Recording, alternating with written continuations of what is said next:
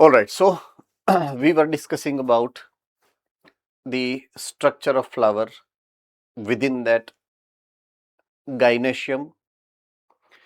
Into the gynoecium, we have finished up to the formation of female gametophyte, that is called embryo sac, right?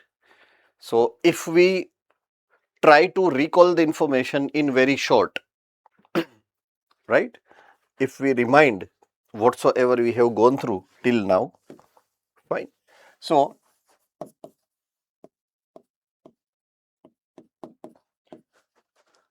gynoecium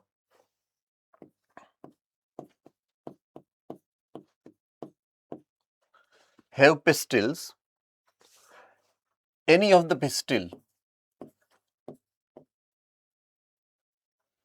has the ovary, right? The compartment of ovary contains ovule.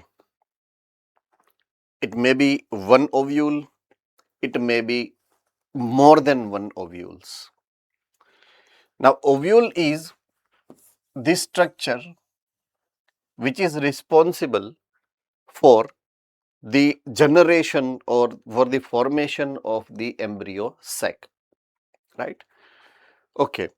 Anybody of you, if can be able to recall the name of the tissues, right, within the ovary, ovary के अंदर की side पे जो tissue है उसका नाम क्या है? What is the name of the tissue which is found inside the ovule? Bhuj centre. Megasporogenous tissue. Okay. Megasporogenous tissue. There is a specific name of it, right? Anybody of you is recalling that name? ये मेगास्पोरोजिनस tissue जो है उसका एक particular नाम है. Jamnagar centre.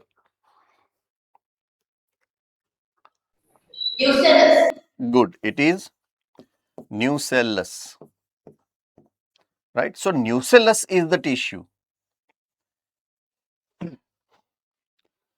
which is going to produce MMC, that is megaspore mother cell. Now, is there any speciality which is associated with this event what I am speaking right now? मैं अभी जिस event की बात कर रहा हूं उसके साथ एक special event means special type का जो कोरिलेशन है वो जुड़ा हुआ है, right?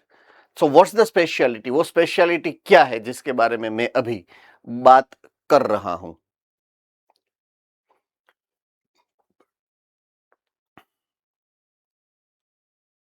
Okay, Porbandar centre. Differentiation. Okay.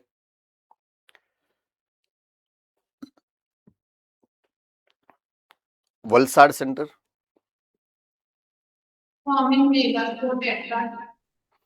Okay, forming the mega cell tetrad. Okay.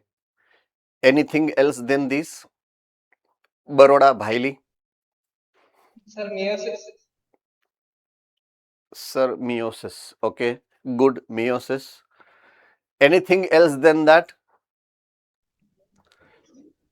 Jamnagar. Okay. ચાલો બોલો ભુજવાળા બોલો. No problem. ઉતાવળા બહુ થાય ને, ઉતાવળા થઈ જાય. યુ નો આવડતો હોય ને એટલે આમ ઝડપથી કહેવાની ઈચ્છા થઈ જાય. Like that. Anyway, please. Megasporogenesis. Okay, megasporogenesis. Now Jamnagar. Sir, megasporogenesis. Okay, megasporogenesis. I am asking about speciality.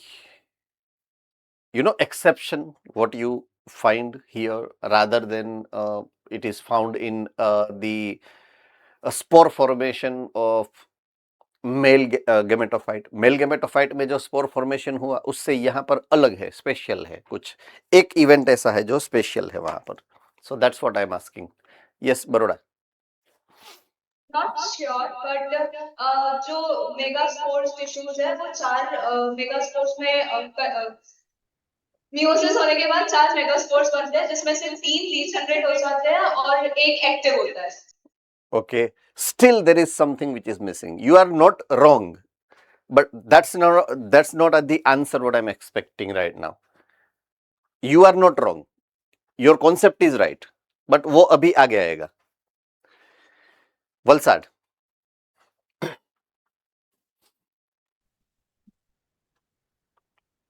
Endosperm के अंदर 2 मेल गैमेट्स फॉर्म होते हैं जबकि मेगास्पर्म के अंदर सिर्फ सिंगल फीमेल गैमेट ही फॉर्म होता है. Yes, that's the question.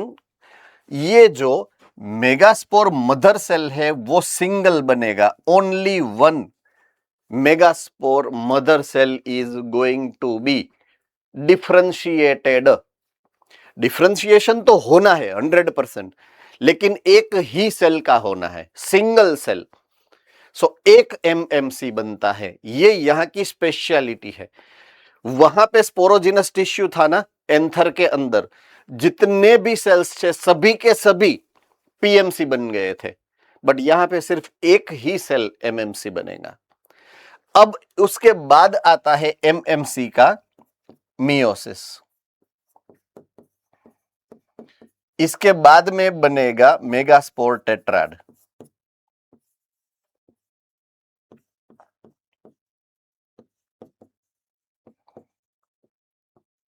Megaspore tetrad में से ओनली वन मेगास्पोर एक्टिव रहेगा. राइट. अब ये जो वन मेगास्पोर जो एक्टिव है,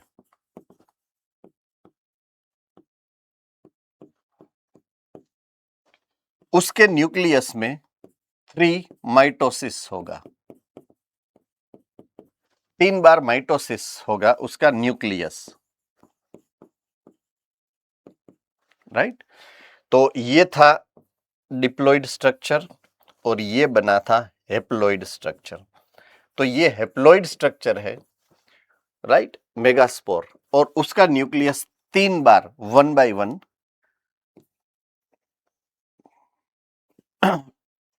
जब डिवाइड करेगा माइटोसिस से तो 8 न्यूक्लियस बनेंगे. 3 न्यूक्लियस ऊपर की तरफ नए सेल बनाएंगे, 3 नीचे की तरफ नए सेल बनाएंगे और 2 न्यूक्लियस सेंटर में रह जाएंगे. सो ये स्ट्रक्चर जो हमने बनाया था जिसको हमने बोला था embryo sac. So this embryo sac is 7 celled and 8 nucleated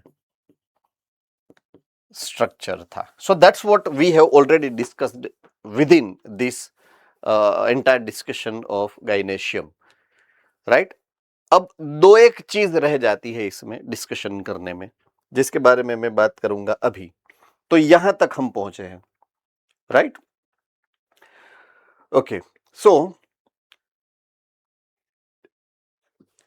2 nucleated embryo sac. Right. The nucleus of functional megaspore divides mitotically to form 2 nucleus. 2 nucleus में से 4 nucleus, 4 nucleus में से 8 nucleus. 8 nucleus बनेंगे. These divisions are free nuclear and nuclear divisions are not followed immediately by cell wall formation. सिर्फ nucleus का ही division होगा, पूरे cell का डिवीजन नहीं हो रहा है ऐसा. इसको फ्री न्यूक्लियर डिवीजन बोलते हैं. न्यूक्लियस का डिवीजन होता है, सेल का नहीं होता है. सिर्फ न्यूक्लियस का होता ही रहता है. उस इवेंट को फ्री न्यूक्लियर डिवीजन बोलते हैं. लिख लेना, इंपॉर्टेंट ये डेफिनेशन है. फ्री न्यूक्लियर डिवीजन इसको बोलते हैं. फाइन. ऐसा अभी आगे भी आने वाला है. Okay. Result embryo sac formation. तो हमने देखा कि आफ्टर 8 न्यूक्लियर स्टेज पूरा फीमेल गेमेटोफाइट बन जाता है, जिसको हमने बोला था एम्ब्रियो सेक. 6 of 8 न्यूक्ली ऊपर एंड नीचे अरेंज हो जाते हैं, फाइन, और 2 सेंटर में रह जाते हैं, सेंट्रल न्यूक्लियी। ओके, सो जो सेंटर में न्यूक्लियी, जो सेंट्रल न्यूक्लियी बनते हैं, पोलर न्यूक्लियी, वो जो बड़ा सेल बनता है वो सेंट्रल सेल है। ऊपर की तरफ जो सेल्स है यहां पर, राइट, ये इसको हम एंटीपोडल बोलेंगे, और नीचे की तरफ जो ये पूरा एपरेटस बना है उसको हमने एग एपरेटस बोला था। तो यहां तक already we have finished for with reference to the structure of the embryo sac, right?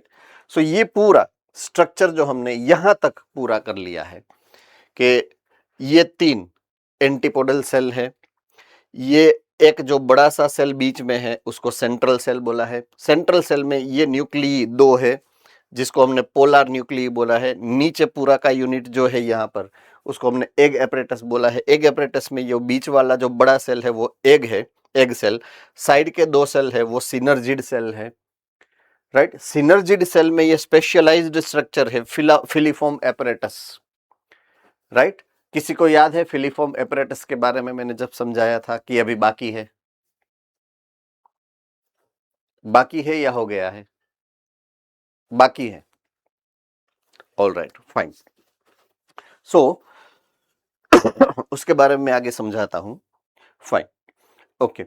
So 8 nucleated 7 sailed structure है, माइक्रोपाइलर एंड यहां पे एग एपरेटस है, ये माइक्रोपाइल का एंड है, यहां पे एग एपरेटस है, right. Consist of 2 synergid and 1 egg cell, एक एग सेल है, 2 सिनर्जिड सेल्स है। Synergid have a special cellular thickening of micropylar tip and it is called filiform apparatus. ये डायग्राम आपको देखना है, आपकी बुक में होगी, ये डायग्राम मिल गई आपको, राइट। उसमें अगर आप सिनर्जिड सेल देखोगे तो सिनर्जिड सेल का जो तड़िया है, बेस है, वहां पे आपको ये फिलीफॉर्म एपरेटस मिलेंगे, मिले देखिए आप, है ना। ओके, चलिए अब मैं इसको समझाने की आपको ट्राई करता हूं, मैंने जो बोला था आपको कि वो क्या है। So let us begin with that. Say for example, ये एग सेल है और ये सिनर्जिड सेल है। तो सिनर्जिड सेल के तड़िए में वो होते हैं, ऐसे मैंने बोला ना, ऐसे फिलीफॉर्म एपरेटस। अब इसके लिए मुझे इस पार्ट को एनलार्ज करके आपको समझाना पड़ेगा, राइट। तो से फॉर एग्जांपल ये कोई एक सिनर्जिड सेल है, ये सिनर्जिड सेल है, से फॉर एग्जांपल, राइट। तो उसके ये जो लास्ट पार्ट है, बेस का पार्ट है, वहां पे ये एपरेटस होता है, फिलामेंटस स्ट्रक्चर है, ट्यूब्यूलर जैसा, राइट।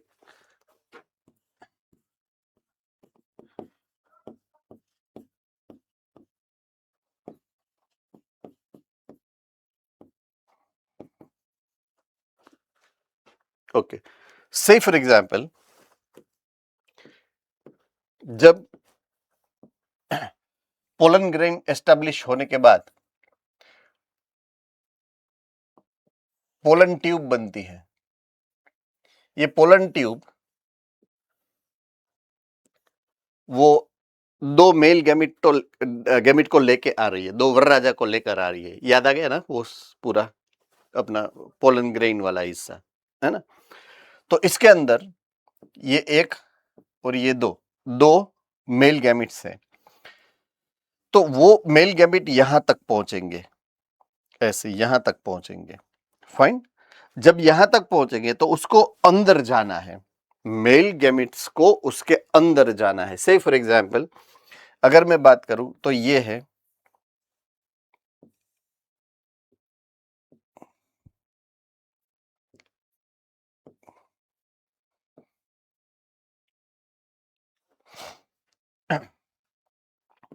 ये न्यूसेलस वाला एरिया, ये है अपना एम्ब्रियो सेक, राइट। यहां पे वो सेल्स है, सिनर्जिड सेल्स।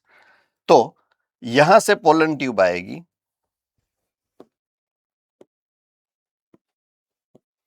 पोलन ट्यूब जब यहां से आती है तो ये माइक्रोपाइल से अंदर जाएगी, ऐसे ये पोलन ट्यूब माइक्रोपाइल से अंदर घुसी है, तो उसको अंदर एंट्री कराने के लिए, राइट। यहाँ पे वो जो ये व्हाइट ट्यूब है वो यहाँ तक आ गई, से फॉर एग्जांपल ये व्हाइट ट्यूब है, ये है पोलन ट्यूब। इस पोलन ट्यूब के अंदर 2 मेल गैमीट्स है।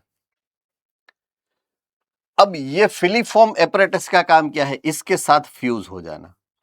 ये इसके साथ फ्यूज हो जाएंगी ऐसे ऐसे, राइट। और जब ये फ्यूज हो जाएगी तो ये दोनों इसके अंदर चले जाएंगे और उसके बाद में यहां से ये टूट जाएगी, बस्ट हो जाएगा, ये पूरा स्ट्रक्चर बस्ट हो जाएगा। अब होगा क्या, एक यहां से निकल जाएगा, सबसे पहले जो वरराजा आएगा, तो उसके लिए यहां पर एक सेल है जिसको हमने बोला है एग सेल। तो ये जो फर्स्ट वन है वो यहां पे जाके एग को फर्टिलाइज करेगा। दूसरा जो है वो साइटोप्लाज्म के अंदर रिलीज होगा। O2 और O1 ऐसा नहीं है, ये नंबर 1 नंबर 2 ऐसे 2 गैमीट्स है, ये मेल गैमीट है ऐसा समझ लेना, राइट। ये 2 मेल गैमीट यहां से रिलीज हो रहे हैं और सेंट्रल सेल के अंदर घुसे हैं।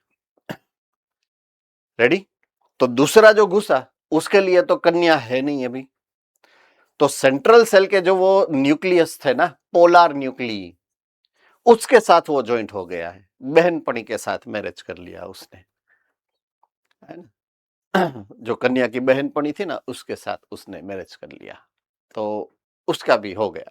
दुनिया में कोई वांढा नहीं रखड़ता है, ऐसा नेचर का नियम है ना। सबका कीड़ी को कण और हाथी को मण, कुछ ना कुछ मिल ही जाता है इन दैट सेंस।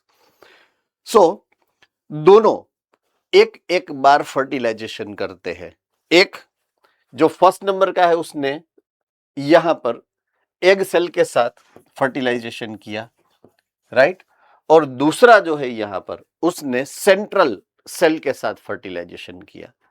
तो यहां पे फर्टिलाइजेशन 2 टाइम होता है, इसलिए इस टाइप के इवेंट को हमने डबल फर्टिलाइजेशन ऐसा नाम दिया है। It is double fertilization, what I mean. Fine. So egg, जो एग सेल के पास सिनर्जिड सेल है, सिनर्जिड सेल के पास फिलीफॉर्म एपरेटस है, वो इस इवेंट में इसको हेल्प करता है, फ्यूजन में हेल्प करता है। किनको फ्यूजन में हेल्प करता है, जो पोलन ट्यूब आने वाली है ना, वो पोलन ट्यूब को तोड़कर फ्यूज कर तोड़कर वो दोनों मेल गैमिट्स को पोलन सेक के अंदर एंट्री को वो इनेबल करता है, पॉसिबल करता है। I hope I am very clear with this point of view, है ना। सबको पता चल गया है ना। Okay, good.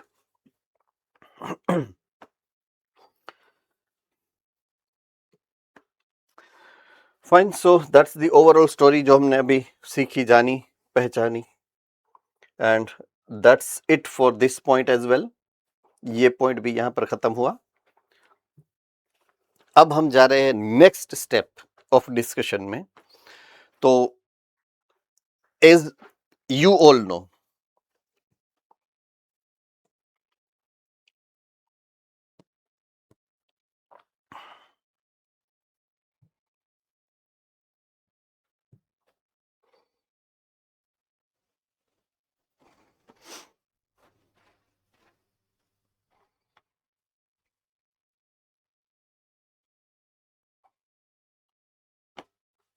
yes, okay, as you all know, we are discussing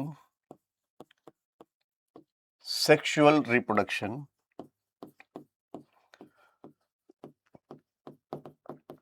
in the flowering plants, जिसके सेंटर में आता है फर्टिलाइजेशन,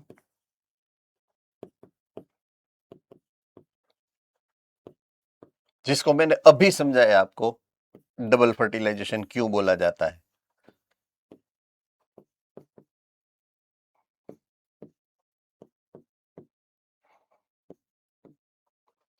इसके पहले जो इवेंट आती है वो है प्री फर्टिलाइजेशन इवेंट,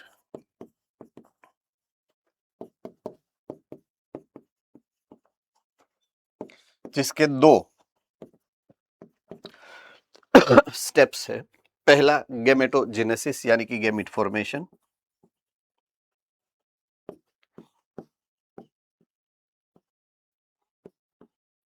और second gamete transfer.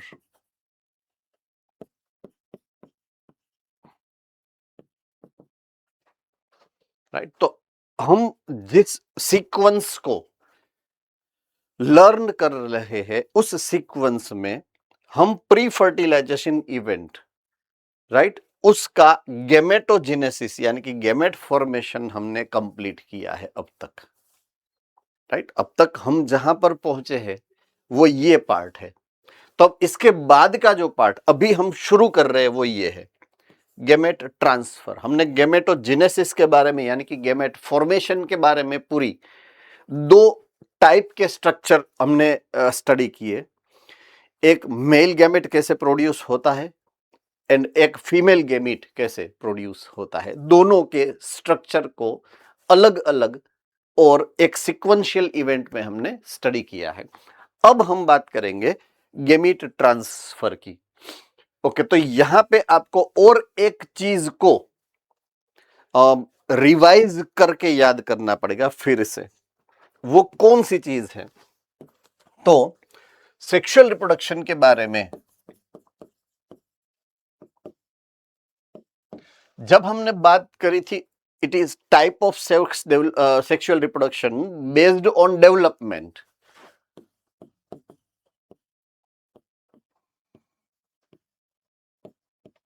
So there are 3 types of sexual reproduction,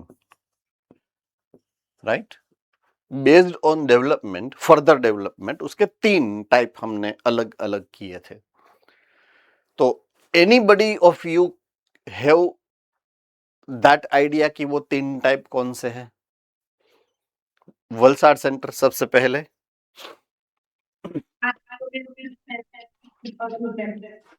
okay, iso, aniso and oogamous।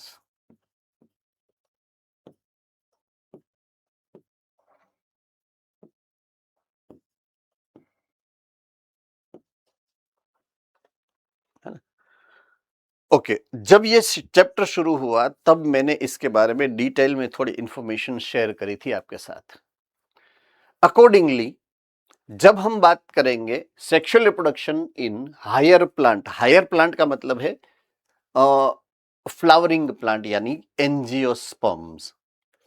तो एंजियोस्पर्म में इन तीनों में से कौन से टाइप का रिप्रोडक्शन होता है?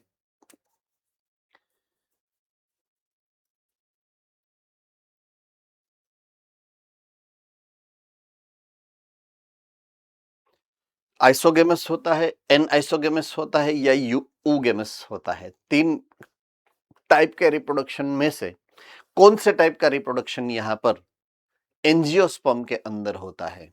अहमदाबाद सेंटर।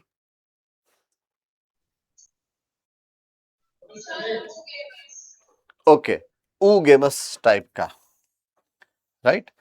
तो अगर मैं वंस अगेन oogamous टाइप के बारे में थोड़ा सा बेसिक इंफॉर्मेशन को आपके सामने once again in the form of revision सामने रखूं, तो वो मॉडिफिकेशन है एन आइसोगेमस का। एन आइसोगेमस का ही मॉडिफिकेशन है, एन आइसोगेमस ही है वहां पर भी स्ट्रक्चर। मतलब कि एक जो गैमेट है वो बड़ा है साइज में, एक गैमेट है वो छोटा है साइज में, राइट। ओके, स्मॉल जो है गैमेट वो है मेल गैमेट, राइट, और जो लार्ज है वो है फीमेल गैमेट। जो लार्ज है वो नॉन मोटाइल है,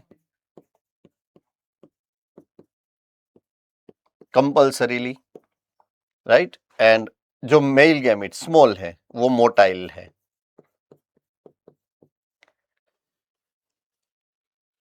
तो यहां पर ये जो मैं पॉइंट को रिवाइज इसलिए करवा रहा हूं आपको कि आपके दिमाग में यहां पर ये क्वेश्चन आना चाहिए कि अपना जो नेक्स्ट हेडिंग है ना, ट्रांसफर ऑफ गैमीट, उसमें पोलिनेशन को, उसका हेडिंग आपकी बुक में पोलिनेशन होगा। मिला आपको? तो वो क्यों डायरेक्टली वो हेडिंग पॉलिनेशन ही दे दिया है? बिकॉज उसकी हिस्ट्री यहां से शुरू होती है। ये तो नॉन मोटाइल है, इसको तो कहीं पे जाना नहीं है, तो जाना किसको पड़ेगा? मेल गैमेट को। तो मेल गैमेटोजेनेसिस की प्रोसेस में हमने ये ऑलरेडी पढ़ लिया है कि जब एंथर मैच्योर्ड होता है तो उसके स्पोरोगोनिया जो 4 है अब कन्वर्ट हो जाएंगे पोलन सैक के अंदर। पोलन सैक, पोलन सैक के अंदर matured pollen grain ready to be dispersed है, तो वो जो सैक है वो फटेगी, डेहिसेंस होगा उसका, राइट? उसकी किनारी जो है, उसकी धार जो है, उसकी एज जो है वो फटेगी ड्यू टू ड्राइंग आउट, वो ड्राई हो जाएगी। ड्राई हो गई, सिकुड़ेगी, सिकुड़ेगी, फट जाएगी, फटेगी तो पोलन ग्रेन रिलीज होगी। वो रिलीज्ड पोलन ग्रेन जो है वो कोई एक special agent of pollination, right, pollinating agent के साथ एक जगह से दूसरी जगह पर माइग्रेट होगी, ट्रांसफर होगी, और वो transfer of pollen grain is known as pollination. Standard 6 की डेफिनेशन है ये, है ना? पोलन ग्रेन के ट्रांसफर को हम क्या बोलते हैं? पोलिनेशन। बट मैंने आपको वो टेक्निकली 12th साइंस की बॉटनी या जूलॉजी की लैंग्वेज में मेल गैमेट के ट्रांसफर को, राइट, गैमेट ट्रांसफर बोलते हैं, और बॉटनी की लैंग्वेज में यहां पर पोलन ग्रेन रिलीज होती है तो उसको पोलिनेशन बोलते हैं, राइट? तो एक थोड़ा सा technical advancement, structural and functional दोनों मैंने आपके सामने रखा है। Fine, so that's the story what we are discussing now. So pre fertilization event में ही हम है, स्ट्रक्चर एंड इवेंट में नेक्स्ट इवेंट जो हम लर्न करने वाले हैं वो है पोलिनेशन की इवेंट। पोलिनेशन का मतलब हमें जो सीखना है, याद रखना है, वो ये है, it is the transfer of male gametes in the form of pollen grain. Male gamete नहीं है ये। मेल गैमेट जिसको 2 गैमेट है तो, लेकिन वो 2 गैमेट को लेकर जो जाने वाला है वो है पोलन ग्रेन, गैमेट नहीं है। Pollen grain is not male gamete. Pollen grain is a structure which carries the male gamete. So आपको डेफिनेशन क्लियरली आपके दिमाग में होना चाहिए। So it is the transfer of pollen grains. जो देखे यहां पे नहीं लिखा है कि transfer of male gamete, it is transfer of pollen grain, तो उसको पोलिनेशन बोलेंगे हम। ओके, कहां से कहां तक? तो कि anther of the flower to the stigma, right? Pistil के पास स्टिग्मा है, तो पिस्टिल का जो टॉप का रीजन है वो स्टिग्मा है। उस स्टिग्मा के ऊपर उसको एस्टैब्लिश होना है, गिरना है, स्थापित होना है, राइट? तो ये चीज जो है कि it is a transfer of pollen grain from anther to stigma of a pistil, that event is called pollination. अब ये पुरानी डेफिनेशन है तो शायद किसी कोई प्रॉब्लम नहीं होगा समझने में, राइट? अब एक चीज जो हमारे सामने आ रही है वो हमारे लिए एकदम नई होगी। जो मेरे बैकग्राउंड में आप देख रहे हो, that is heading types of pollination. अभी तक हमने शायद ये पहली बार सुना, देखा या जाना है, मे बी, राइट? कि पोलिनेशन के भी टाइप होते हैं, राइट? पोलिनेशन के भी टाइप्स होते हैं। अब वो टाइप किसके बेस पर किए गए हैं, राइट? तो based on the source of pollen, pollen कहां से आके ये स्टिग्मा के ऊपर गिरेगी, कहां से गिरेगी, उसके हिसाब से they have 3 types. Number 1, autogamy और self pollination. Number 2, geitonogamy. Number 3, xenogamy. Autogamy, geitonogamy and xenogamy, ये 3 इनके टाइप्स हैं। रेडी? बहुत ही सिंपल सा हिसाब है इसका, कोई इसमें जितने नाम डाघिए जैसे मींस एकदम हॉरिबल जो दिख रहे हैं, ऐसा काम इसका हॉरिबल नहीं है, चिंता मत करिएगा, है ना। चलिए मैं आपको इजीली समझा देता हूं उनको कि ये क्या बोलने जा रहे हैं भैया, है ना। Say for example there is a flower,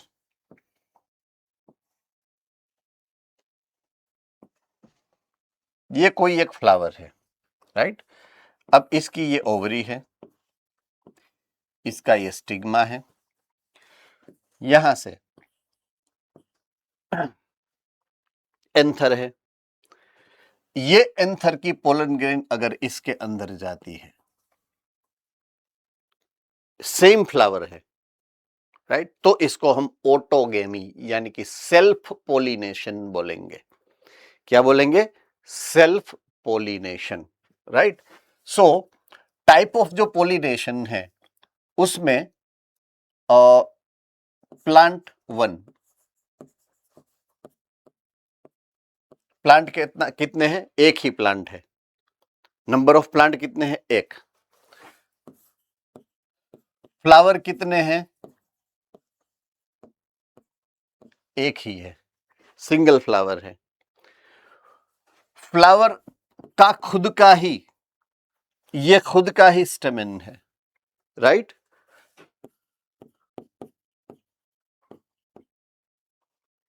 और उसी का स्टिग्मा है।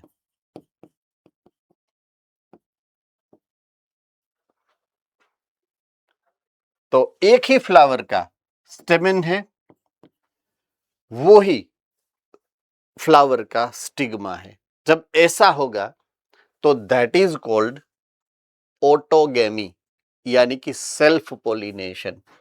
से फॉर एग्जाम्पल प्लांट एक ही है लेकिन फ्लावर दो है, जिसमें फ्लावर एक उसका स्टेमेन है,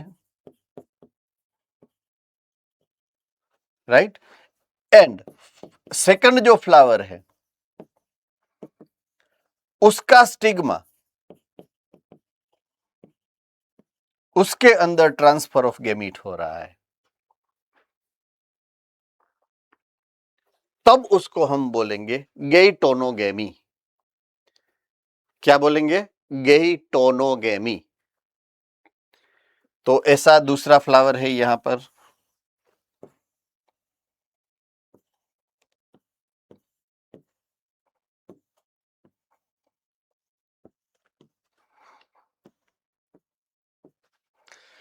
अब यहां से अगर पोलन ग्रेन गिरती है यहां पर, तो ये बोलेंगे हम गेइटेनोगेमी।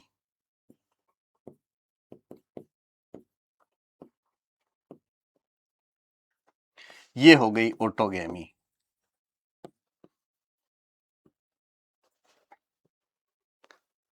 डाउट? डाउट? पक्का? कोई भी सेंटर में किसी को कोई डाउट है? चलिए अब थर्ड, उसमें प्लांट दो हो जाएंगे, प्लांट एक प्लस प्लांट दो। प्लांट दो है यहां पर। एक प्लांट के फ्लावर नंबर एक में से स्टेमेन और दूसरे प्लांट के फ्लावर में से दैट इज फ्लावर 2 उसके स्टिग्मा के ऊपर जब पोलन ग्रेन रिलीज होती है तब, तो यहां पर एक प्लांट है आपके पास, यहां पे आपके पास प्लांट दो है।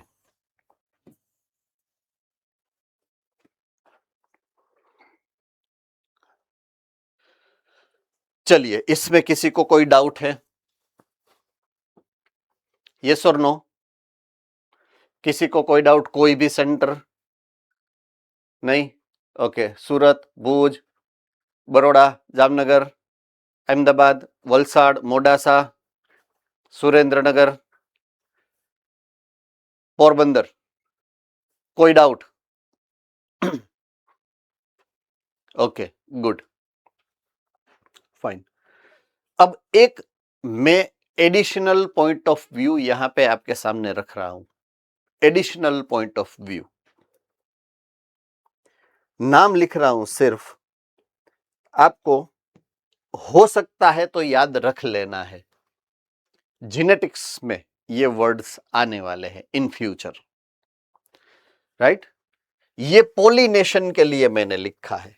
जो भी आपने समझा है अब तक वो पोलिनेशन के रेफरेंस से सीखा है। ऑटोगेमी, गैटोनोगेमी एंड जीनोगेमी, ये तीनों पोलिनेशन के रेफरेंस के वर्ड है। चलिए अब मैं एक और वर्ड लिखने जा रहा हूं यहां पर। ये जो है, ये का मतलब होता है ऑटोगेमी एंड गैटेनोगेमी।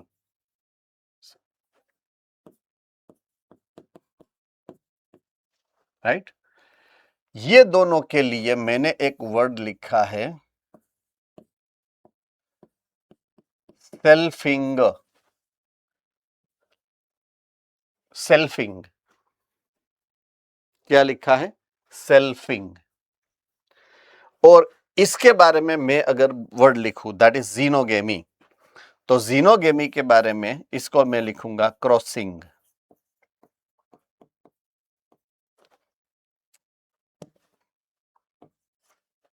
क्रॉसिंग,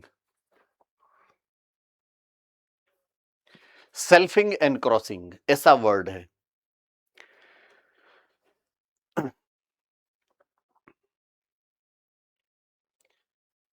खुद की ही, एक ही प्लांट की एक ही फ्लावर या दो फ्लावर एक ही प्लांट के हैं तो उसको सेल्फिंग बोलेंगे, राइट।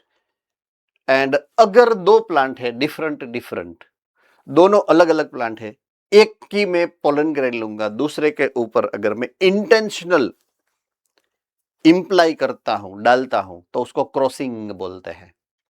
ये हाइब्रिडाइजेशन के लिए यूज होते हैं। तो self hybridization and cross hybridization, अगर ज्यादा टेक्निकली बोलूं तो सेल्फ हाइब्रिडाइजेशन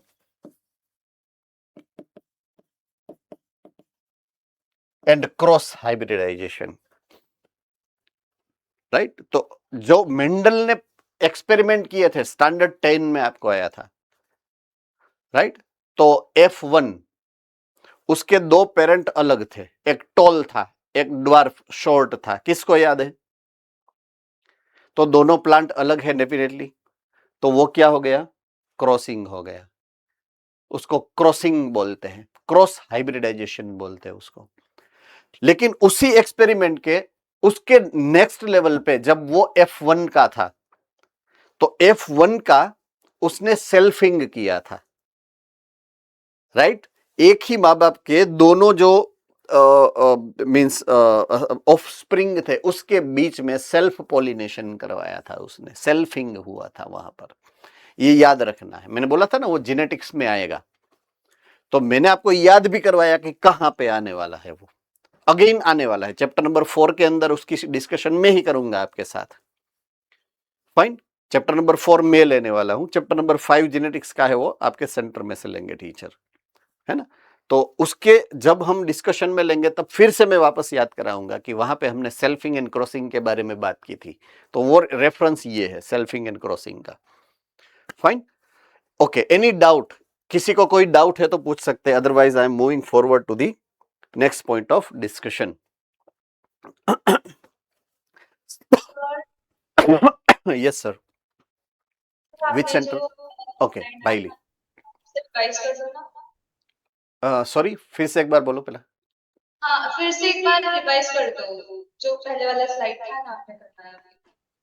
ये वाला बेटा? यस यस, ओके, हाइब्रिडाइजेशन की बात की ना मैंने, उसके बारे में। All right, okay fine.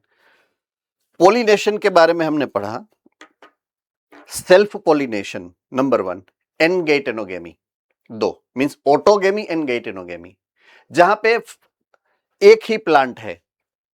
हमको याद क्या रखना है? एक ही प्लांट है, या तो सेम फ्लावर है या डिफरेंट फ्लावर है, वो भूल जाते हैं हम, लेकिन प्लांट तो एक ही है। I hope I am very clear. तो उसके बीच में अगर मैं हाइब्रिडाइजेशन करवाता हूं, मींस एक फ्लावर में से मैं पोलन ग्रेन लेके या तो उसी के फ्लावर में डालूंगा या तो दूसरे फ्लावर में डाल के मैं इंटेंशनल फर्टिलाइजेशन अगर करवाता हूं तो उसको बोलेंगे सेल्फ हाइब्रिडाइजेशन। क्लियर? यस और नो? ओके। अब मेरे पास दो अलग अलग प्लांट्स है। एक प्लांट में से मैंने पोलन ग्रेन उठाई, दूसरे प्लांट के स्टिग्मा के ऊपर मैंने इंटेंशनली मैंने डाली है, तो वो हाइब्रिडाइजेशन हुआ, नेचुरली नहीं है वो, मैंने करा है वो एक्सपेरिमेंट। तो मैंने इंटेंशनली उसको करवाया है, इसलिए उसको हाइब्रिडाइजेशन बोलते हैं। लेकिन दो अलग अलग प्लांट है उसके बीच में करवाया, इसलिए उसको पोलिनेशन क्या, क्रॉस हाइब्रिडाइजेशन बोलते हैं। Right? I hope I am very clear with this. Fine, okay. चलिए वापस हम पोलिनेशन में आ जाते हैं। हाइब्रिडाइजेशन को साइड में रख देते हैं अभी, एंड पोलिनेशन में वापस आ जाते हैं। पोलिनेशन में मैंने जैसे बात की, ऑटोगेमी या तो सेल्फ पोलिनेशन, पीछे डायग्राम मस्त है, मैंने जैसे फ्लावर दिखाया था ऑलमोस्ट उसी टाइप का फ्लावर है। एक ही फ्लावर है जिसका यहाँ पे एंथर दिख रहा है आपको, वो एंथर में से पोलन ग्रेन रिलीज होके उसी के स्टिग्मा के ऊपर यहाँ पे एस्टैब्लिश हो रही है। Is it clear all of you? तो दैट्स कॉल्ड ऑटोगेमी, उसको हम बोलेंगे सेल्फ पोलिनेशन। खुद की ही पोलन ग्रेन, खुद की ही स्टिग्मा के ऊपर उसने स्प्रिंकल करी है। So it is the transfer of pollen grain from the anther to stigma of the same flower. In the flowers with exposed anther and stigma, complete autogamy is rare. Point to be noted. ये common नहीं है. It is not common. कभी कभी कोई special type के plant में ही ये हो सकती है, बिकॉज इट इज रेयर। क्यों पता है ये रेयर क्यों है? बहुत ही नेचुरल सी बात है, बहुत ही नेचुरल सी बात है। कोई भी फ्लावर की अगर आप एग्जांपल ले लो तो फ्लावर खिला हुआ होता है। खिला हुआ होता है मतलब क्या होता है? एक्सपोज्ड, जो वर्ड यहां पे लिखा है एक्सपोज्ड एंथर है। तो से फॉर एग्जाम्पल एंथर डेहेसेंट हुई, डेहेसेंट मतलब फटी, और उसमें से पोलन ग्रेन रिलीज हुई, राइट? तो it is very very rare condition कि वो उसके इतने नजदीक है कि सीधी उसी के ऊपर ट्रांसफर हो। वो ऐसा हो नहीं सकता है, राइट? हां, अगर करना है तो उसके लिए स्पेशल मॉडिफिकेशन करवाना पड़ता है। वो मॉडिफिकेशन के बारे में हमें भी पढ़ने वाले हैं यहां पर, कि अगर ऐसा करना है तो हमें क्या करना पड़ेगा, मींस नेचर को क्या एडेप्टेशन करना है। बट यहां पर सबसे पहले वो रेयर कंडीशन है, means self pollination naturally rare condition में ही देखने को मिलती है। थम्स अप करेंगे हम, है ना? ओके, चलिए। ऑटोगेमी इन सच फ्लावर्स रिक्वायर्स सिंक्रोनी। देखिए, अगर होनी है, अगर करनी है तो दो स्पेसिफिक कंडीशन चाहिए, दो स्पेसिफिक कंडीशन। सबसे पहली स्पेसिफिक कंडीशन क्या है पता है? ये सिंक्रोनी। सिंक्रोनी का मतलब क्या होता है? दो इवेंट अगर एक साथ हो रही है तो उसको सिंक्रोनी बोलते हैं। मतलब कि यहां पर दो स्ट्रक्चर है, एक स्ट्रक्चर है अपना एंथर, दूसरा स्ट्रक्चर है स्टिग्मा, दोनों एक साथ एक्टिव होने चाहिए, उसको ये सिंक्रोनी, जिसके बारे में बात कर रही है सिंक्रोनी, वो है।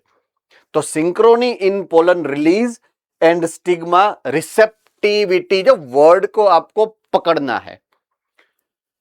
स्टिग्मा यानी कि ये पार्ट जब मैच्योर्ड होता है, एक्टिव होता है, किसके लिए एक्टिव हुआ है?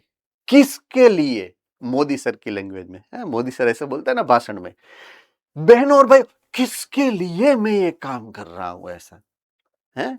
तो बस उसी की लैंग्वेज में मैं बात की कि भाई ये स्टिग्मा है, एक्टिव है। किसके लिए एक्टिव है? तो बहनों और भाइयों, वो पोलन ग्रेन को एक्सेप्ट करने के लिए। किसके लिए? पोलन ग्रेन को एक्सेप्ट करने के लिए। एक्सेप्ट करना मतलब रिसीव करना। रिसीव करने के ऊपर से ये वर्ड लिखा है यहां पर, रिसेप्टिविटी। रिसेप्टिविटी का मतलब ability to receive, receptibility. Ready? Able to receive the pollen grain यहां पर। तो रिसेप्टिविटी उसकी होनी चाहिए। कब होनी चाहिए? जब पोलन ग्रेन यहां से रिलीज होता है। तो पोलन ग्रेन की रिलीज होना एंड स्टिग्मा की रिसेप्टिविटी दोनों अगर एक साथ सिंक्रोनाइज होते हैं तो ही ये पॉसिबल है। ज्यादातर केस में ऐसा नहीं होता है। Okay, condition number 2। Condition number 2, close. Anther and stigma एक दूसरे के हाउ क्लोज होने चाहिए। हाउ क्लोज का मतलब है ये बहुत दूर है एक दूसरे के साथ, है ना, बीच में इतना बड़ा डिस्टेंस है। तो सेल्फ पोलिनेशन पॉसिबल होना रेयर कंडीशन है यहां पर। तो अगर ये दोनों एक दूसरे से एकदम चिपके हुए हैं ऑलमोस्ट, तो ही ये पॉसिबल है, अदरवाइज नहीं। इसीलिए ये रेयर है। तो कंडीशन नंबर 1, दोनों एक साथ एक्टिव होने चाहिए, synchrony. Condition number 2, close to each other होने चाहिए। तो ये दोनों कंडीशन अगर फुलफिल होती है तो ही उसमें नेचुरली सेल्फ पोलिनेशन हो पाता है, otherwise it is rare in the condition. Any doubt? Any doubt? All centers, any doubt? चलिए फटाफट। Okay, no doubts, good. अब ऑटोगोमी का एग्जाम्पल दिया हुआ है यहां पर। रेयर है लेकिन है तो सही, है ना। रेयर भले ही है लेकिन एग्जाम्पल तो है इसका, ऑटोगेमी का। So plant like there are 2 examples given, right? Viola, Oxalis और कोमेलिना। वायोला, ओक्सैलिस, कोमेलिना। उसके अंदर 2 टाइप के फ्लावर्स होते हैं। Mind it very well. उसके फ्लावर एक जैसे नहीं है, 2 अलग अलग टाइप के फ्लावर बनते हैं उसके अंदर। क्यों? एक नॉर्मल फ्लावर है जो क्रॉस पोलिनेशन करता है, और एक स्पेशलाइज्ड, मॉडिफाइड, एडेप्टेबल फ्लावर है जो कभी भी क्रॉस पोलिनेशन नहीं होने देता है, ऑटोगेमी ही करता है। तो उसके लिए मॉडिफाई होना पड़ेगा, उसको हो गया है उसको। तो एक नॉर्मल से फ्लावर है, नॉर्मल से फ्लावर। नॉर्मल से फ्लावर को यहां पे बोला है चेस्मोगेमस फ्लावर। मैं इन ब्रैकेट लिखवा रहा हूं,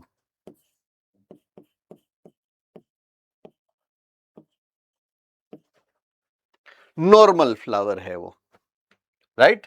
चेस्मोगेमस फ्लावर जो है वो नॉर्मल फ्लावर है। नॉर्मल फ्लावर कैसे होते हैं? एक्सपोज्ड, खिले हुए, एक्सपोज्ड फ्लावर है।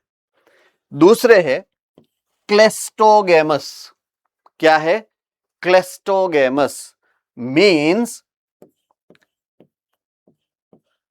सेल्फ,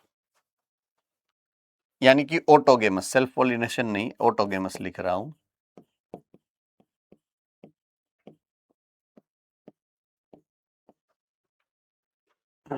ऑटोगेमस है ये, मीन्स जिसमें ऑटोगेमी होती है।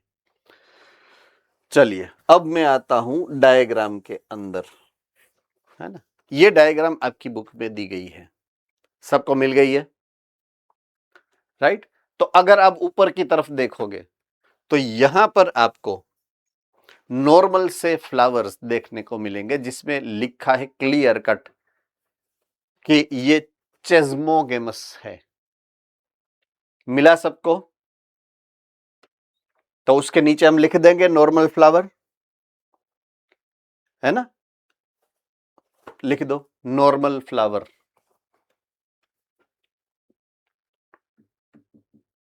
चलो नीचे की तरफ अगर आप देखो तो यहां पर ये रहा, देखो क्लेस्टोगेमस फ्लावर है, नॉन एक्सपोज्ड एंड ऑटोगेमस है, ये नॉन एक्सपोज्ड है, खिला नहीं है, उसकी दुकान बंद की बंद है। देखिए वो एकदम केयरफुली अगर देखेंगे ना, उसकी दुकान बंद करके रखी है उसने, दुकान का गेट खोला ही नहीं, फ्लावर एक्सपोज हुआ ही नहीं है।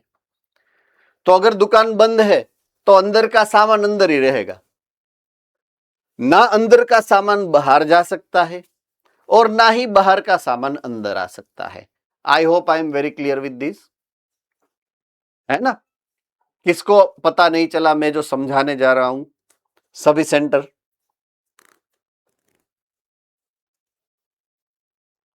Okay good. तो वो केस जो स्पेशल केस है, ये इसको हम क्लेस्टोगेमी बोलते हैं। ये जो इवेंट है, इवेंट, इसको हम क्लेस्टोगेमी बोलते हैं। ये जो एडेप्टेशन है उसको हम क्लेस्टोगेमी बोलेंगे। डू रिमेंबर, क्वेश्चन आ सकता है, एक्सप्लेन क्लेस्टोगेमी। तो क्लेस्टोगेमस फ्लावर के बारे में आपको ये जो कंडीशन है, राइट, कोई भी वायोला हो, आई मीन राइट, या ये कोमेलिना हो, कोई भी एक रेफरेंस से आप उसको समझा सकते हो, है ना? ऑक्जेलिस हो, कोई भी तीन में से। ओके, एनी डाउट यहां पर? किसी को कोई doubt?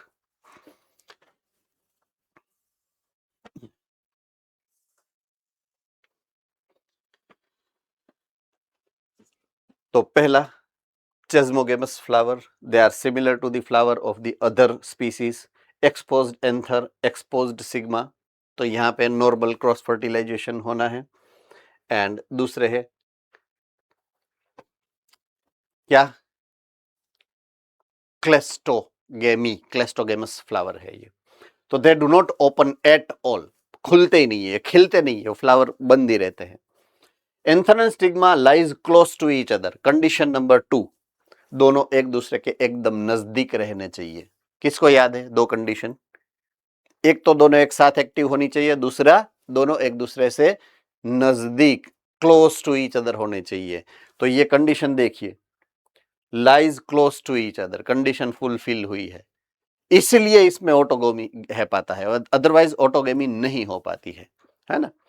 They are autogamous when anther dehiscence the flower inside the flower ही, when anther dehiscence in the flower bud, pollen grain come into the direct contact with the stigma of the same flower for the pollination। तो pollination उसी के अंदर हो जाता है उसका। Cleistogamous flower produces assured seed set even into the absence of pollinators। यहां पे कोई पोलिनेटर की जरूरत नहीं है। No air current required, no water required, no मधमाखी required, no hathi required, nothing is required, no pollinating vector is required here। तो pollinator की रिक्वायरमेंट नहीं है। एकमात्र पोलिनेशन ऐसा है ये कि जिसमें कोई भी पोलिनेटर की जरूरत नहीं है। नीट का क्वेश्चन है, नीट का क्वेश्चन है। The pollination which do not requires pollinator, right, intelligent type का क्वेश्चन अगर हो सकता है, पॉसिबल है इसमें से जनरेट होना, है ना? Okay, cleistogamy leads to inbreeding depression. Oh, फिर से एक बहुत ही, हाथी तो छोटा है, वेल जैसा बड़ा, हेवी ड्यूटी वर्ड यहां पे लिख दिया है। इनब्रीडिंग डिप्रेशन, क्या लिखा है? Inbreeding depression. चलिए, अब इसको भी मुझे एक्सप्लेन करना है, इंटेंशनली मुझे करना है, क्योंकि it is very important terminology which are definitely going to be somehow important for you in future as well। So let us discuss that about the inbreeding depression। लेकिन उसके बारे में जब हम बात करेंगे तो मुझे सबसे पहले याद करवाना पड़ेगा आपको हाइब्रिडाइजेशन, जिसके बारे में अभी हमने बात की थी। हाइब्रिडाइजेशन, तो जब कोई भी सेक्सुअल रिप्रोडक्शन की इवेंट हम करवाते हैं, नेचुरली नहीं होती है, हम करवाते हैं, आइदर फॉर एक्सपेरिमेंट लेवल और for the production of large quantity of offspring, तो उसको हम बोलेंगे hybridization. So it is sexual reproduction but man made sexual reproduction event, तो उसको हाइब्रिडाइजेशन बोलते हैं हम. फाइन. तो उसमें दो टाइप है, एक है सेल्फ हाइब्रिडाइजेशन और एक है क्रॉस हाइब्रिडाइजेशन. दोनों के बीच का डिफरेंस आपको पता है, राइट? दोनों के टाइप का डिफरेंस आपको पता है. सेम प्लांट और डिफरेंट प्लांट,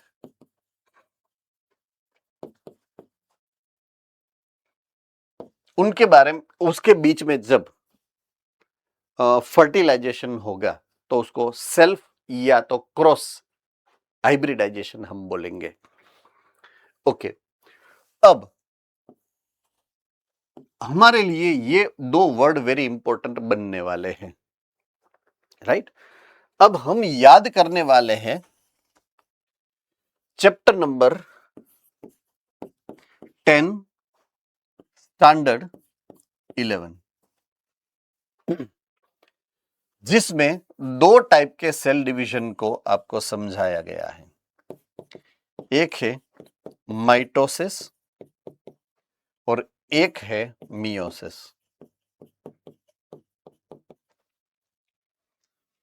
मुझे मेजर सिग्निफिकेंस चाहिए दोनों का जो मेजर डिफरेंस है with reference to its significance, वो क्या है? डिफरेंस दोनों में जो सिग्निफिकेंट के साथ रिलेटेड है, उसके इंपॉर्टेंस के साथ. सबसे पहले वलसाड सेंटर ने हैंड्रेस किया, तो chance is given to them. Mitosis के अंदर नंबर ऑफ क्रोमोसोम सेम रहते हैं, जबकि इसके अंदर वो डिवाइड हो जाता है. ओके, हाँ. Right. Okay. Anything else than that? Okay. Surat Palanpur.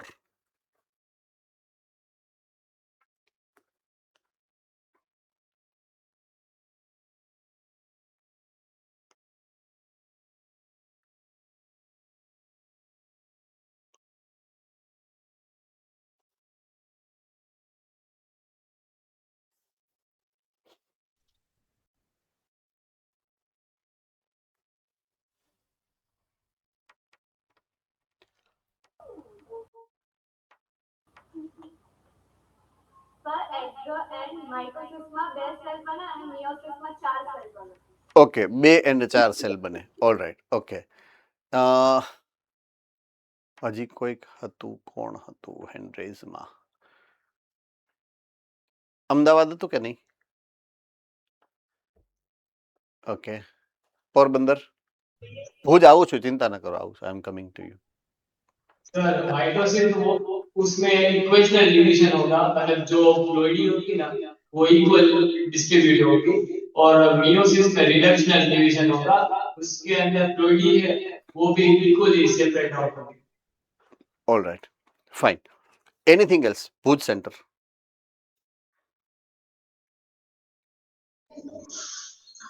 Variation ज्यादा होगा, रिवॉल्यूशन ज्यादा बनेगा. किसने बोला ये? खड़ी हो जा. नाम? खुशी. मैं खुश हुआ, खुशी है ना? वेरी वेरी, जो चाहिए था मुझे वही आंसर परफेक्टली मिला. सो यहां पे नो वेरिएशन, जिसको मैं बोलूंगा क्लोन. क्लोन होता है, क्लोन, CLONE, क्लोन्स प्रोड्यूस होते हैं माइटोसिस से. यहां पे वेरिएशन होता है.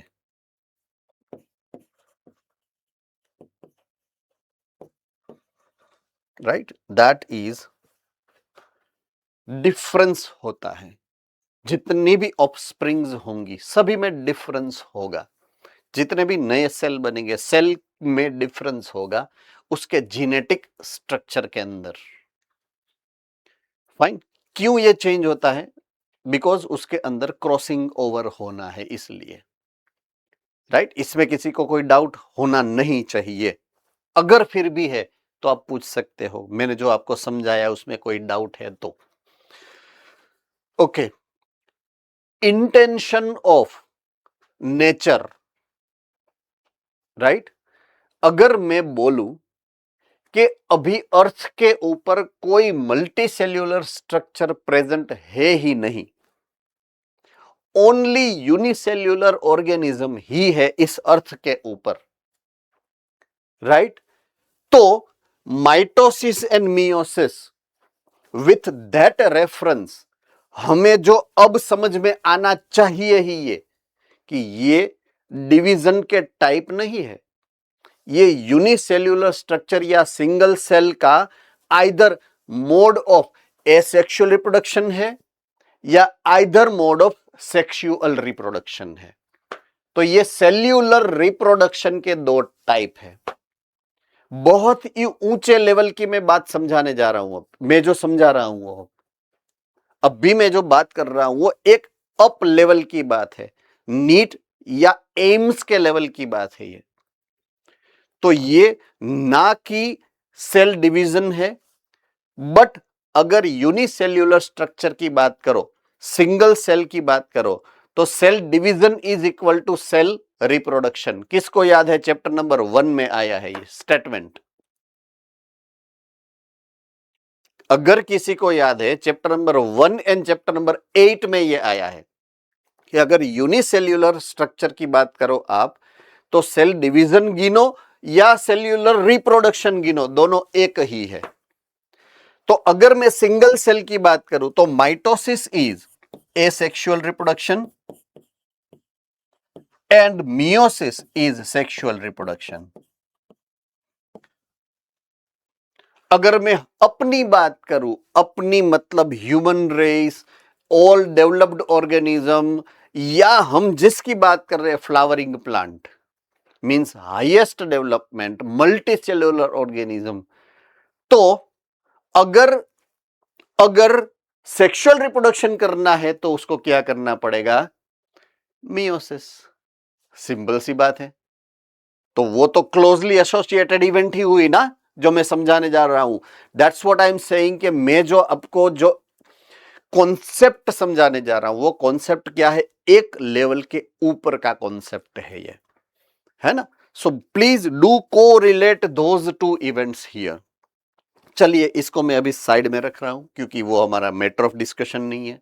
अपना मैटर ऑफ डिस्कशन अभी का ये है कि इन दोनों में से कौन सी जरूरी ज्यादा है, कौन सी जरूरी कम है, ये कौन डिसाइड करेगा? कैसे डिसाइड होगा कि कब? देखिए दोनों जरूरी है ही, दोनों टाइप का डिवीजन आपकी बॉडी में होता ही है और दोनों की एक खुद की इंपॉर्टेंस है। जब आपका जन्म एज अ जाइगोट हुआ था ना, आपका सबसे पहला जन्म जब आप जाइगोट के फॉर्म में बने होंगे तब हुआ था, single cell structure. Am I very correct? तो वो जब जाइगोट था तब अगर ये नहीं हुआ होता तो आज आप इतने बड़े या मैं इतना बड़ा नहीं होता। तो इसकी इंपॉर्टेंस है या नहीं है आपकी लाइफ में? है। अगर आपकी नेक्स्ट जनरेशन आपको चाहिए, अगर मेरे पास मेरी नेक्स्ट जनरेशन है तो ड्यू टू दिस है। तो इसकी भी खुद की एक इंपॉर्टेंस है, दोनों की इंपॉर्टेंस है, राइट। लेकिन अगर मैं मेरे लाइफ को छोड़ो, अगेन मैं I am coming back to unicellular structure. तो यूनिसेल्यूलर स्ट्रक्चर जो है लेसली डेवलप्ड है। कैसे है? लेसली डेवलप्ड है मतलब वो एसेक्सुअल रिप्रोड्यूसिंग है। कैसे है? ए सेक्सुअली रिप्रोड्यूसिंग। तो वो सेक्सुअल रिप्रोडक्शन तब करेंगे जब अनफेवरेबल कंडीशन होगा। कब करेंगे? जब अनफेवरेबल कंडीशन होगा। कोई ये समझा सकता है कि वो ऐसा क्यों करेंगे? से फॉर एग्जाम्पल अमीबा है, यूनिसेल्यूलर स्ट्रक्चर, वो सेक्सुअल रिप्रोडक्शन तभी करेगा जब उसको अनफेवरेबल कंडीशन में वो एक्सपोज होता है। तो ऐसा क्यों?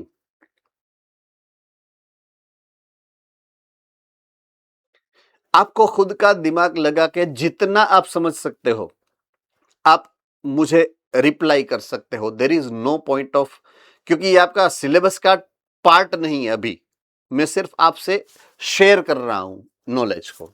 यस पोरबंदर। सर शायद से ऐसा हो सकता है कि अपनी स्पीसीज को कंजर्व करने के लिए और एडेप्टेशंस करने के लिए extra yes Bhuj. Evolution and adaptation. Simple, दोनों ने सेम आंसर दिया है, परफेक्टली राइट आंसर दिया, एडेप्ट होने के लिए। क्योंकि मेरे पास जब फेवरेबल कंडीशन है तो वो मैं तो फेवरेबल कंडीशन में तो ऐसे रहूंगा ही ना आराम से। 10th स्टैंडर्ड में 9th स्टैंडर्ड में आप पढ़े हो, अभी कंडीशन ये है कि फेवरेबल नहीं है। 9th 10th में तो क्या था यार, पढ़ो ना पढ़ो क्या की फर्क पैंदा है यार, है ना। अभी देखने वाले कितने हैं, है ना। घर पे जाओ माँ बाप खड़े होते हैं, क्या पढ़ा, कितना पढ़ा, क्यों पढ़ा, कितने मार्क्स आए, है ना। यहाँ पे आओ सेंटर एडमिशन लेके हर एक टीचर तक बार बार पूछता है, जो सामने आएगा पूछेगा कैसा चल रहा है, कितने मार्क्स आ रहे हैं, है ना। सबसे छूट के बचते बचाते क्लासरूम में घुसो तो बाजू वाला या बाजू वाली पूछेगी ऐसे कितना आए इस, है ना, इस टेस्ट में कितने आए ना, उस टेस्ट में कितने आए ना, मेरे को ज्यादा आए तेरे को कम आए ना। कहीं से कोई बच ही नहीं सकता, कोई लूप होल ही नहीं है सिस्टम में, है ना। तो अनफेवरेबल कंडीशन है, तो उसमें क्या चाहिए? एडेप्टेबिलिटी। क्या चाहिए?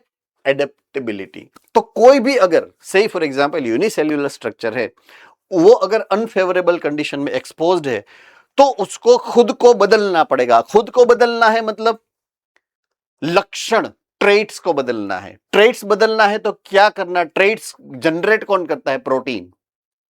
ट्रेट्स दो टाइप के हो सके, स्ट्रक्चरल एंड फंक्शनल। हमने जब बात की थी चैप्टर नंबर 9 में, सबसे इनिशियल पॉइंट ऑफ व्यू में डिस्कशन किया था मैंने ये मैटर को, है ना। तो बनाएगा स्ट्रक्चर कौन? Protein, right. इस ये बॉडी बनी किससे है? प्रोटीन से।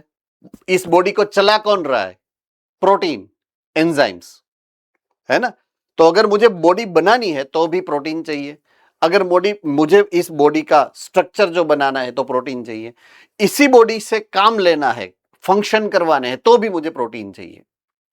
तो प्रोटीन बदलना पड़ेगा, राइट। क्या बदलना पड़ेगा? प्रोटीन बदलना पड़ेगा। चलिए अब one more thing what I am going to highlight you is, जब मैं बात करता हूं प्रोटीन की, तब प्रोटीन बनता है आरएनए में से एंड आरएनए बनता है डीएनए में से। ये एक हायरार्की भी मैंने डिस्कशन करी थी जब हम चैप्टर नंबर 9 के बारे में बात कर रहे थे तब। किसको याद है ये सीक्वेंस?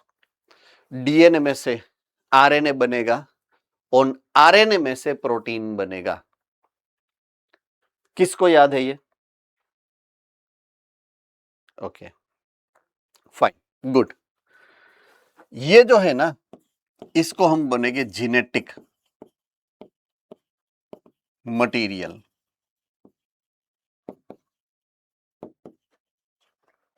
इसको भी हम जेनेटिक मटेरियल ही बोलेंगे। ये दोनों जेनेटिक मटेरियल है, डीएनए एंड आरएनए। और ये जो है अपना स्ट्रक्चरल कंपोनेंट है।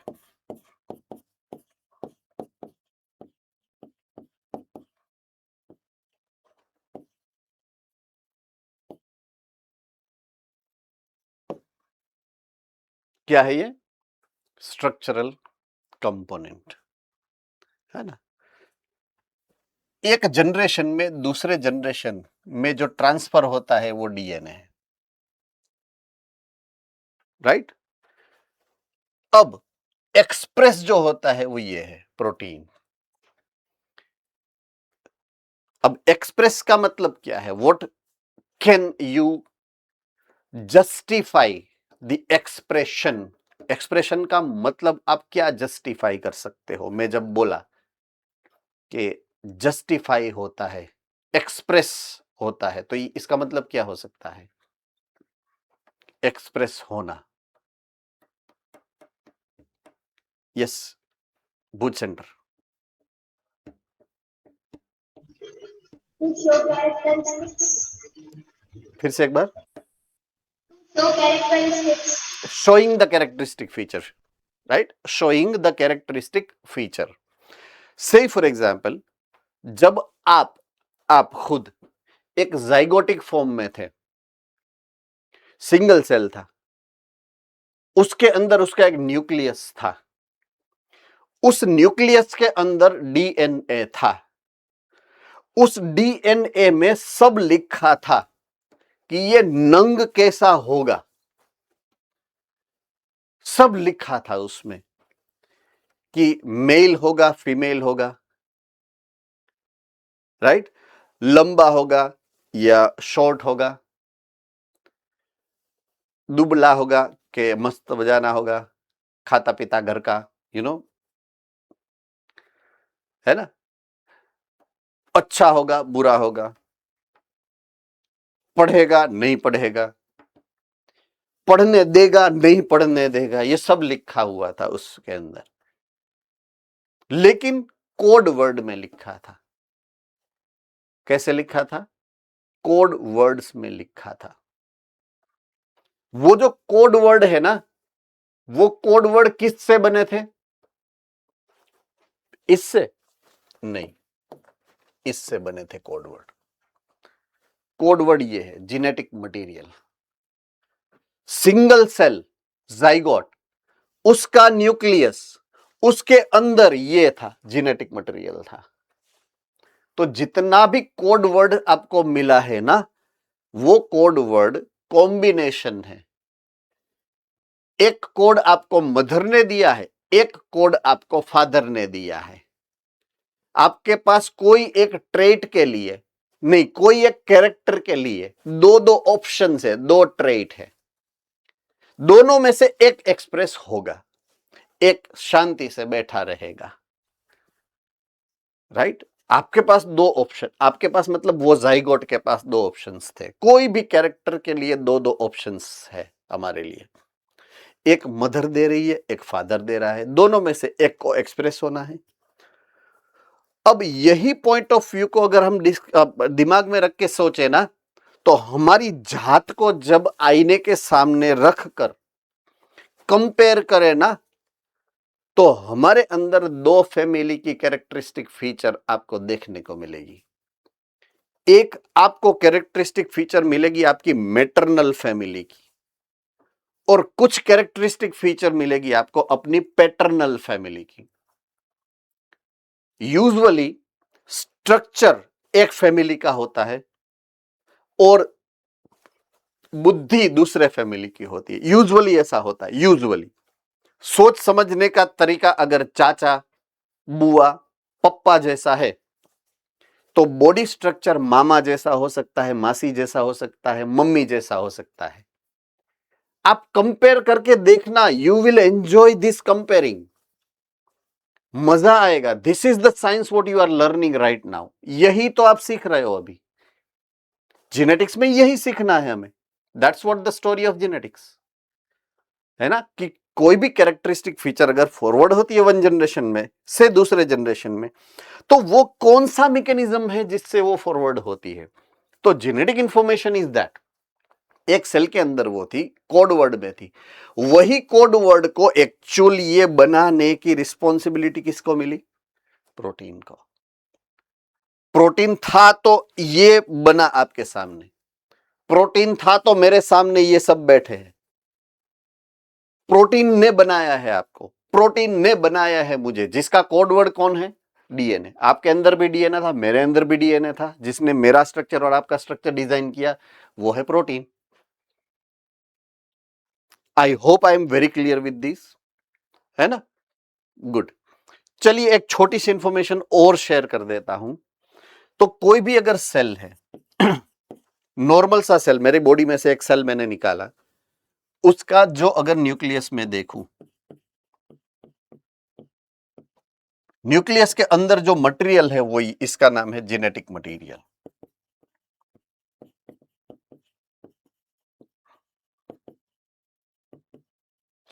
उसको टेक्निकल टर्मिनोलॉजी में बोलूंगा chromatin.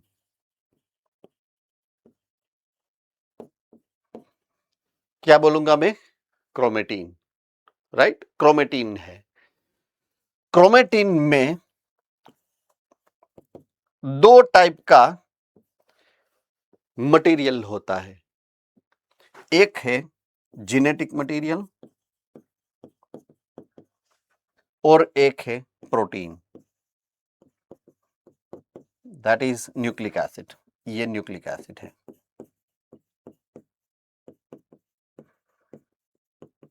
Nucleic acid and protein.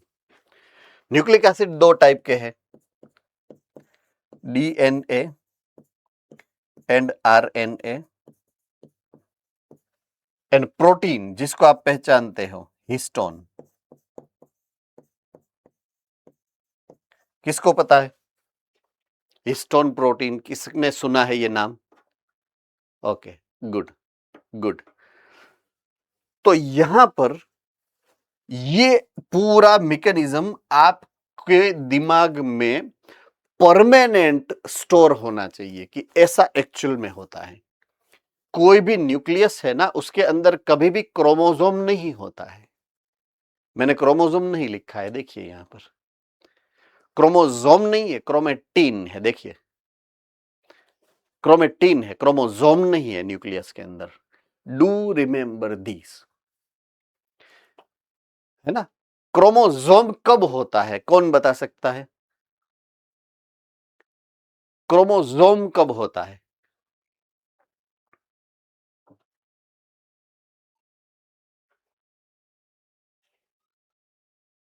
कोई नहीं, कम ऑन। जामनगर,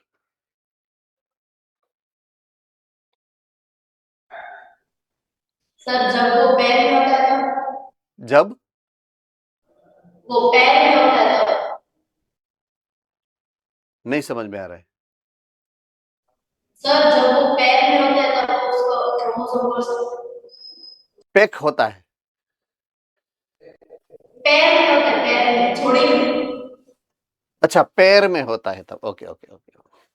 मेरे को पैर में होता है, पैर में। मैं शौक हूं, मैंने कहा, ऐसा तो कहाँ पे पढ़ा है।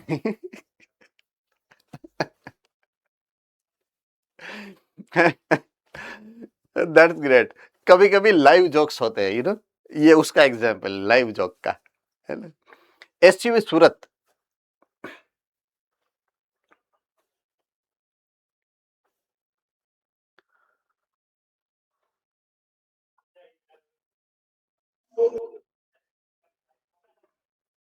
साइटोप्लाज्म में, साइटोप्लाज्म में पहले क्रोमेटिन फॉर्म में रहता है, कंडेंस होकर वो क्रोमोसोम बनाता है सेल डिवीजन के टाइम पे। Yes, good answer. Okay, Baroda, जब सेल डिवीजन हो रहा हो। राइट। ओके, पोरबंदर, सर वो आपका जो क्वेश्चन था ना वो अधूरा समझ में आया, फिर से एक बार। ओके कोई बात नहीं, मैं रिवाइज कर रहा हूं क्वेश्चन को। क्वेश्चन इज के एक्चुअल में क्रोमोसोम कब देखने को मिलते हैं? मैंने ये समझाया कि यूजुअली कोई भी सेल के न्यूक्लियस में आपको क्रोमेटिन देखने को मिलता है, तो क्रोमोसोम कब देखने को मिलते हैं? That was the question and answer is, correct answer is जब उसको सेल डिवीजन करना है तब, राइट? अहमदाबाद सेंटर,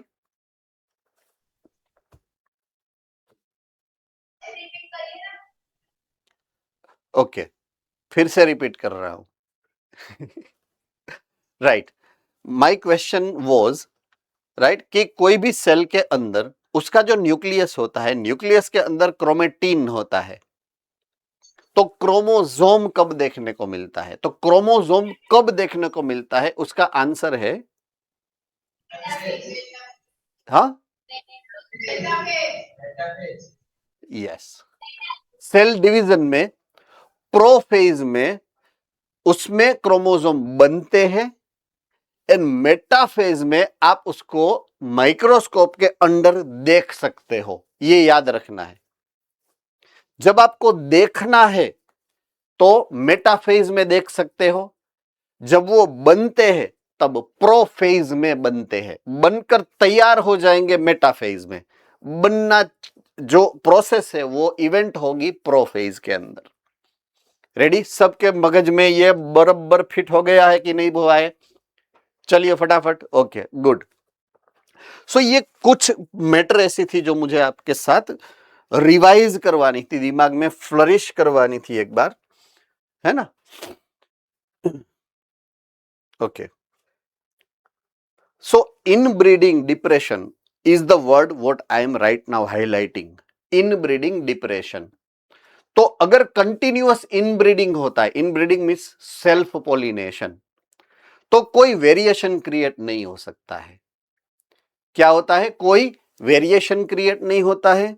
नंबर 2, अगर लॉन्ग टाइम तक जनरेशन बाय जनरेशन अगर ऐसा हुआ तो आफ्टर फ्यू जनरेशन, फ्यू मतलब फ्यू 100 जनरेशन, उसकी जो ऑफस्प्रिंग होगी उसके अंदर काफी सारे डिस्टर्बिंग कैरेक्टरिस्टिक फीचर क्रिएट होंगे, क्योंकि वेरिएशन नहीं हो रहा है इसलिए। राइट? एक्यूम्युलेशन ऑफ रिसेसिव ट्रेट होता है, एक्यूम्युलेशन ऑफ रिसेसिव ट्रेट होता है, क्योंकि रिसेसिव ट्रेट बाहर नहीं निकल सकता है, बनता है बाहर नहीं निकल सकता है, क्योंकि इनब्रीडिंग हो रहा है ना, आउटब्रीडिंग नहीं हो रहा है, क्रॉस पॉलिनेशन नहीं हो रहा है। तो जब जीन्स में मॉडिफिकेशन होगा, डोमिनेंट जीन रिसेसिव बन जाएगा तो अंदर के अंदर ही रहेगा एंड एक्सप्रेस होना चालू हो जाएगा। अगर वो एक्सट्रीम लेवल पे चला गया तो वो ऑफस्प्रिंग को नॉन फर्टाइल कर देता है। नॉन फर्टाइल का मतलब वो बाद में रिप्रोडक्शन के लायक नहीं रहती है। राइट? नॉन फर्टाइल, इनफर्टिलिटी होती है, इनफर्टिलिटी। सो अल्टीमेटली होगा क्या? Number of offspring will be less in the production. So उसको बोलेंगे इनब्रीडिंग डिप्रेशन। क्या बोलेंगे? Inbreeding depression. That's it for today. Right? Self pollination तक हमने आज करा है। आज शायद टाइम हो चुका है, 2 मिनट ही बाकी है, तो अब ज्यादा मैं आगे नहीं बढ़ रहा हूं।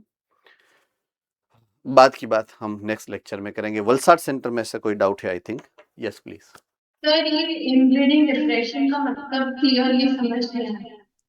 इनब्रीडिंग कंटिन्यूअसली अगर सेल्फ पॉलिनेशन, इनब्रीडिंग मतलब इंटरनल ब्रीडिंग, सेल्फ पॉलिनेशन होता है तब क्या होता है कि कोई भी कैरेक्टरिस्टिक फीचर जो है, राइट, वो कैरेक्टरिस्टिक फीचर उसी पॉपुलेशन के अंदर रहता है।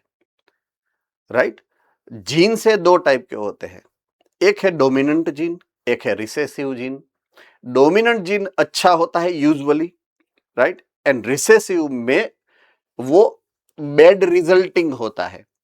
तो ऐसे बैड रिजल्टिंग जीन अगर प्रोड्यूस हुए तो अगर आउटब्रीड होता है, क्रॉसिंग होता है, तो वो बाहर जाने की पॉसिबिलिटी है। लेकिन इनब्रीडिंग होती है तो वो बाहर नहीं जा सकता, एक्यूम्युलेट होता है। मीन अंदर पॉपुलेशन के अंदर ही ऐसे जीन्स एक्यूम्युलेट होते हैं, बाहर नहीं निकल पाते हैं। तो उसके रिजल्ट में क्या होगा कि पॉपुलेशन के कुछ इंडिविजुअल्स ऐसे होंगे जिसमें ऐसे कैरेक्टरिस्टिक फीचर, बुरे characteristic feature, recessive characteristic feature express होते हैं, जो अच्छी बात नहीं है। और कंटिन्यूअस अगर ये multiple time generation by generation होता तो ऐसे काफी सारे कैरेक्टर्स इकट्ठा हो जाएंगे पॉपुलेशन के अंदर, विच विल लीड अल्टीमेटली, कब तक उसका एंड रिजल्ट क्या होगा कि उसकी ऑफस्प्रिंग जो है ना नॉन फर्टाइल हो जाएगी, उसका रिप्रोडक्शन कैपेसिटी कम हो जाएगी, घट जाएगी, बंद हो जाएगा, उसको बोलते हैं inbreeding depression. Fine, all right, fine, चलिए, have a nice time, I will see you letter.